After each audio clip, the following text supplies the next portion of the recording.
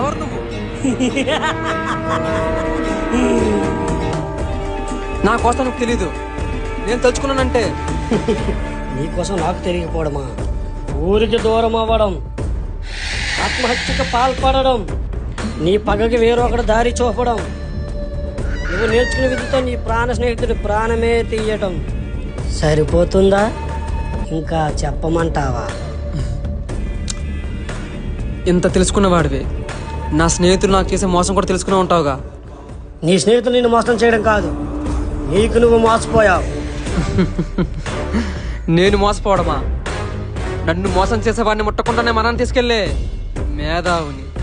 నువ్వు మేధావి అయితే ముందు జరిగిన దొరచావు గల కారణాలు ఎవరో, దొర ఇంటి వైపు నగ్నంగా క్షుద్ర పూజలు చేసింది ఎవరో తెలుసుకునేవాడు. ఇదంతా చేసింది ఎవరని నన్ను చెప్పమంటావా? ఎవరు?